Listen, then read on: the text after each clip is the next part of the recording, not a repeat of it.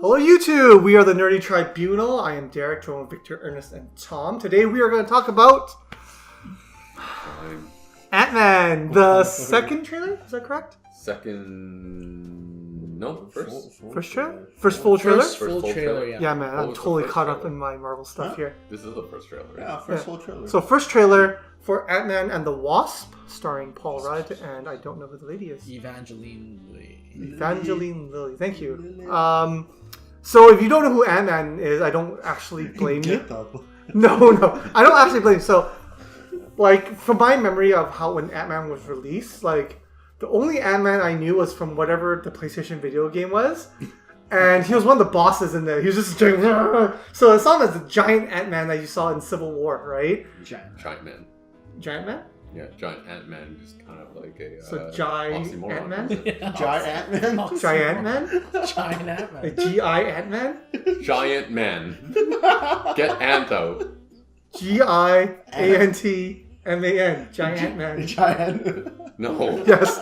So he was Giant Man in this video game. So I actually didn't know who he was, right? And then so the movie came out, and I was like, "Who the hell is this?" But I'm like, "Oh, it's Paul Rudd. I'm gonna watch this. I love that guy." Slapping the boss man. Hard to hate him. Sorry. The Sex Panther. I'm sorry. And Six Panther, right? Like I love Paul Rudd. I love Paul Rudd. He's an awesome actor. So I went to watch it, and I was I was pleasantly surprised at how good that movie was. I know it didn't make box office wise, didn't make like a buttload of money, but it was a really good movie. 500 mil? Yeah, so it did really quite well. Because considering it's not like a super popular character. So I won't be surprised if a lot of new Marvel fans or even older fans that started in the Marvel universe or puts through the movies don't really know who he is. They could have easily skipped on that movie and saw him in Civil War. It's like, cool. Probably don't want to go back and watch that movie unless I have it on Netflix, right? So if you don't really know who he is, he's a pretty cool character. I think he's a pretty cool character, and this movie's relatively significant, right? Like not just because of it's a Marvel movie, but like what it's supposed to introduce. It's supposed to. Well, rumors is it's supposed to introduce like different universes. So the concept of the multiverse. Yeah, like just in the MCU. Yeah, which it could adds a lot. It's yeah. Basically, I guess you can say a device plot for a lot of things. Fair enough. No, give Marvel the extra opens reason. up so many doors for them. Yeah. So for those who don't understand the multiverse theory, well, maybe I won't do theory because I'm not smart like that. But the multiverse within the Marvel universe. So Victor has said in multiple videos that there's the main Marvel universe is called 616. 616. Right? That's a comic book universe. It's in the comic book universe. That's the main one in the comic book. So multiverse means multiple universes or universi? It's the universes. Don't do it. Don't be rude. Okay. Multiple universe. So same people could exist in this alternate universe. You can say like it's like same timeline but different universes. Yeah, so like without getting too many details, basically it's another version of the current world that those characters are in, and those same characters exist in this other current world, and they might live their life differently. It could be exactly the same with some different details, and that's where we get you spawn other storylines. So the MCU, Marvel Cinematic Universe, is a different universe from the comic book universe.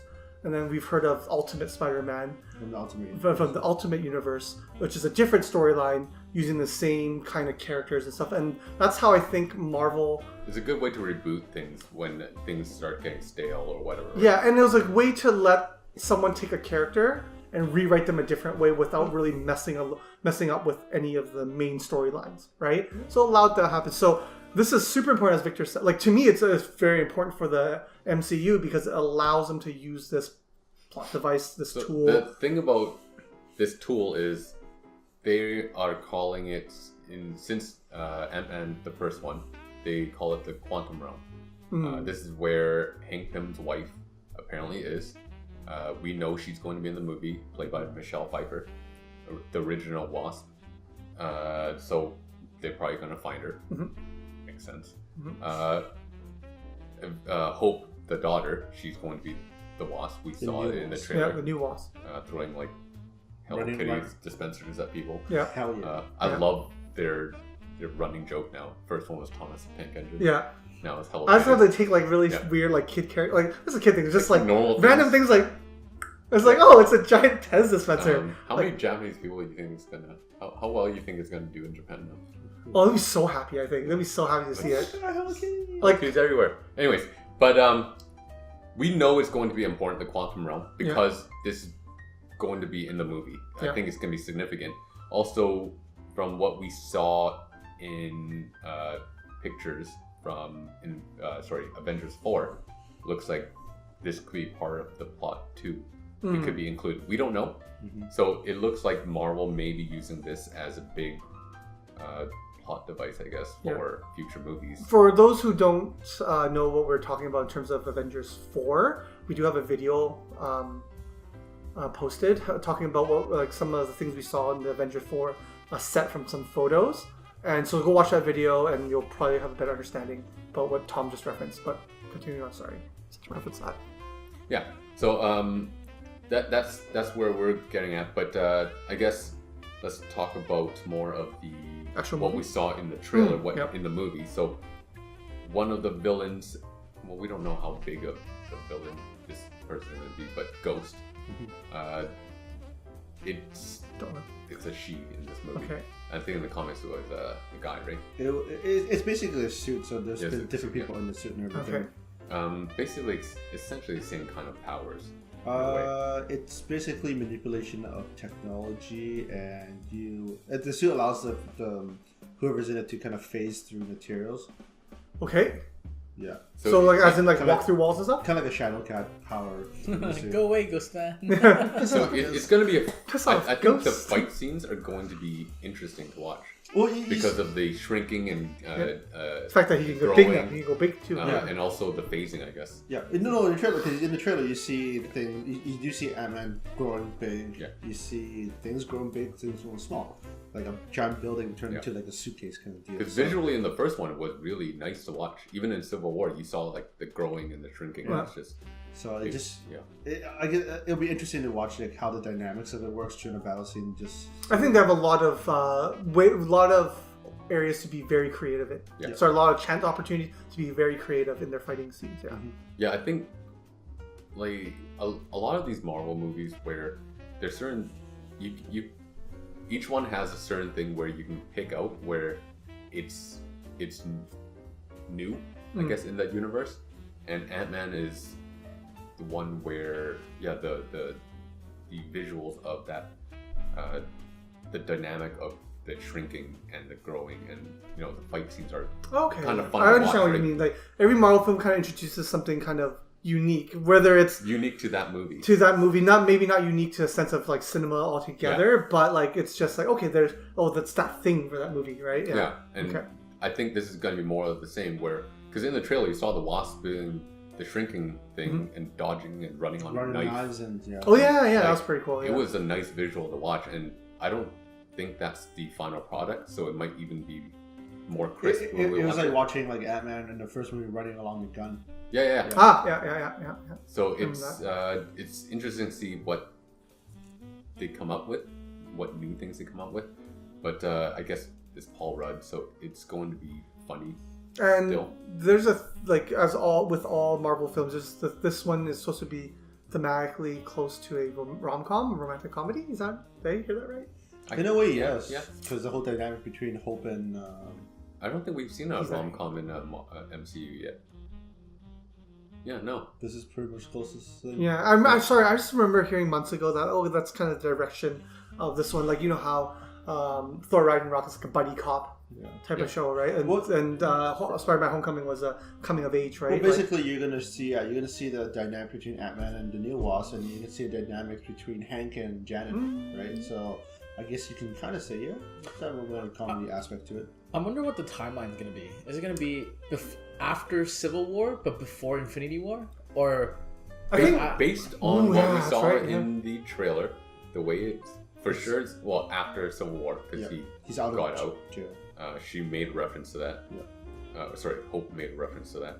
It's so hard to tell where, because the timeline of these movies now are very hard to. They're getting really track. dicey. Like it's starting to like if you were to really care about like that timeline, it feels like the running into Infinity Wars is really like it can kind of debacle the timeline a bit. But they're gonna find some way to blah blah blah. You can argue that Doctor Strange messing with time.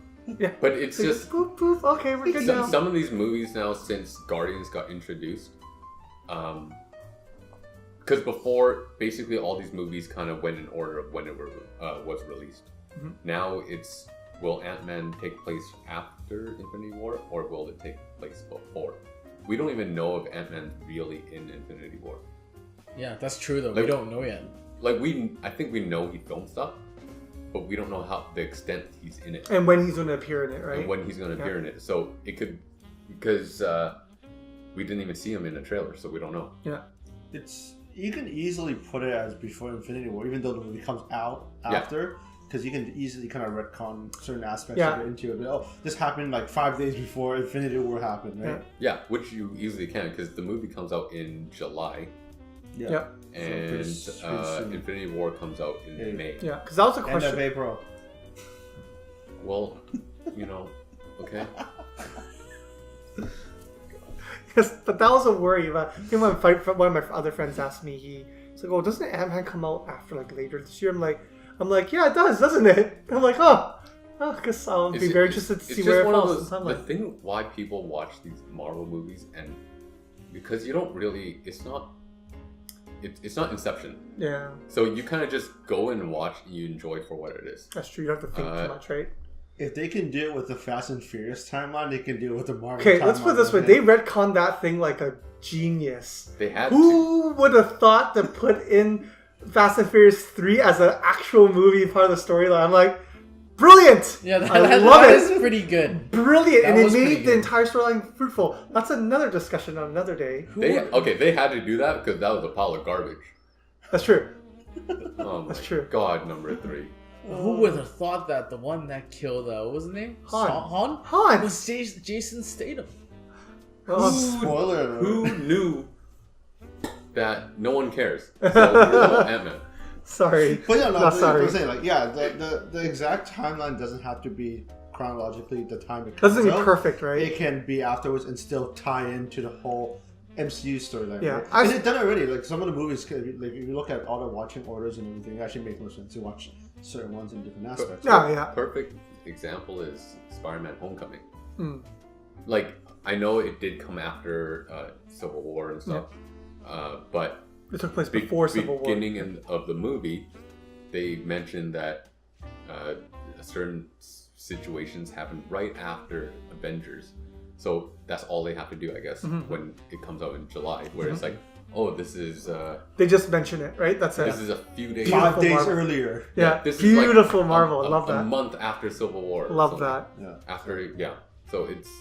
And based on what Hope said to Paul Rudd, for that name, Scott Lang. Yeah. In the trailer, where it's like, hey, if I asked you to come help me, would you have come? And it's like, oh, if I came, you wouldn't have been caught. So they clearly have talked about it. Yeah. So they can easily do that Marvel thing. Yeah. Say that one thing. People are like, oh, this is when it happened. Fair enough. It's great. So, are you guys looking forward for the movie? I'm looking forward to it. Of course. Absolutely. It's always fun to... It's easier to look forward to the movies that are more funny. And do you guys have high expectations for it? Or any expectations for it? I think Expectations for sure. not high. Yeah, I wouldn't say that they're super high. Like, Yeah. they compared to like if you watch like Infinity War, like okay, expectations are Yeah. But Ant-Man's actually taking that question in consideration, Thor Ragnarok, did you have high expectations for it? No. You just kind Not of really. No. You just have expectations for it to not suck. Yeah, that's exactly I think it's it. because the second one was like kind of Bad? badly reviewed. Well, I guess Bad? I don't care. Dark World, But just not good. As a general, though, you look at most of these Marvel movies, you don't have that high expectation. You just have expectations. Like, it's in the middle somewhere. hit these points. Only ones that Yeah. you have those high ones are the Avengers movies. Yeah, because it's a less popular character, I just feel like... And I love Paul Rudd. That's my expectation of him to be funny. Yeah. And he's going to meet that 100%. So now the rest of the movie is it going to be good or like meh, right? Like I think the only other Marvel movies that you have high expectations for was that, at least personally, was Spider-Man: Homecoming, because it was the first one the Marvel was doing. Yeah. And I think first Guardians, at least for me. I had no expectations. I had no clue who those guys Because were. that movie, Yeah. when it was coming out, that was the one where people were like, "This could be Marvel's huge flop." Yeah. No one knew make it. or break thing. Yeah, it was make I or was break, like, right? oh, Yeah. crap. Yeah. High Fair enough. expectations, right? Okay. But, yeah. This one, Yeah. So Just let's be good. know what you guys hope, or even not hope, or don't care about Ant-Man and the Wasp coming out in July this year. In the comments below, so let us know what you guys hope for it to come out. Pun intended. I hope it's And- giant. Hope it's a giant success. Yeah. Yeah. Hope it's all the buzz around the town. Oh, Yeah. Oh, I can do wow. this stupid pun game as well. Anyways, Wow, what like, a bunch of stingers. yeah, oh, We gotta fly, man. Honey, please. like, subscribe, all the regular stuff. Bye.